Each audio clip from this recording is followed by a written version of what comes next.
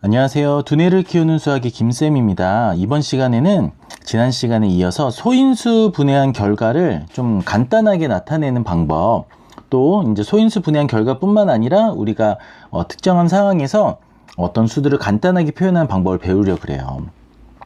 자, 소인수 분해 일단 하는 방법 한번 다시 보도록 할게요. 예를 들면은 여기 이제 18이라는 수가 있어요. 자, 이제 좀 안에 분노가 있는 학생들 좀 크게 외치면서 18 이렇게 외치면서 해도 되겠죠. 네, 우리 상대방을 향해서 하는 게 아니라 이제 스스로 한번 화를 풀이하는 거예요.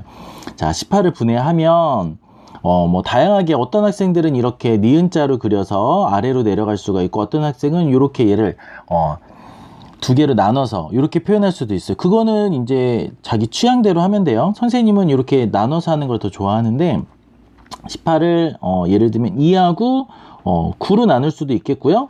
아니면 어떤 사람들은 이 18을 바로 처음부터 3과 6으로 나눌 수도 있어요.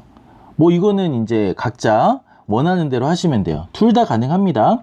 자, 2랑 9로 나눴으면은 그 다음에 3과 3으로 이렇게 나눌 수가 있겠죠. 아, 그러면 이 18이라고 하는 수는 소수가 될 때까지 이렇게 나누는 거니까 소인수 분해라는 건, 아, 2 곱하기 3 곱하기 3으로 이루어져 있구나 알 수 있겠고요. 아래 같은 경우도 3은 이제 소수니까 끝이 났고, 6은 한 번 더 나눠질 수가 있죠. 2 곱하기 3. 네, 그래서 지금 소인수 분해를 하는 거예요. 더 이상 얘가 갈 데가 없잖아요. 2라고 하는 건 2 곱하기 1인데 그러면 더 이상 의미 있는 발전이 없죠. 의미 있는 발전이 딱 있는 데까지가 바로 소수까지였기 때문에 소인수 분해를 이렇게 할 수가 있습니다.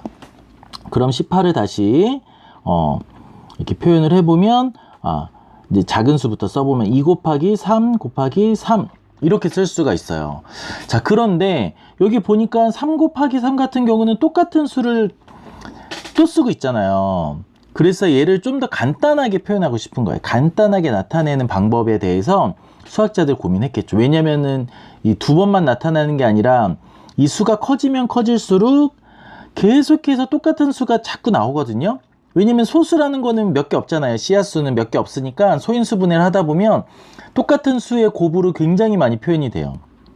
지금 뭐 간단하게 8 같은 수만 봐도 얘는 2를 3번 곱해야 돼요. 2 곱하기 2 곱하기 2. 16 같은 수는 어때요? 2를 4번 곱해야 돼요. 2 곱하기 2 곱하기 2 곱하기 2. 이렇게 똑같은 수를 계속 여러 번 곱하다 보니까 굉장히 불편하고 헷갈려요. 네, 다른 정보면 모르겠지만 같은 정보를 계속 반복할 때는 우리가 간략하게 좀 표현하고 싶은 거예요. 우리가 덧셈도 그렇게 써요. 2 더하기 2 더하기 2 더하기 2 더하기 2. 2를 6번, 아이고 6번이라고 하면서 6을 써버렸네요. 이렇게 막 헷갈린단 말이에요. 2를 6번이나 더해야 돼. 그럼 이걸 이렇게 쓰는 건 너무 힘든 일이기 때문에 우리가 얘를 간단하게 어떻게 표현했죠? 2가 6번 더해져 있어요 하고 뭘 더했는지, 그 다음에 몇 번을 더했는지 횟수로 곱셈을 사용했어요. 이건 초등학교 때 했던 방법이죠. 그럼 중학교 때 와서는 뭘 배우느냐?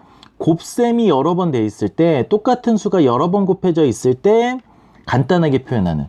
그래서 똑같은 수가 여러 번 곱해져 있다를 거듭 제곱이라고 하는 거예요. 거듭, 여러 번에서 다시 곱한 거.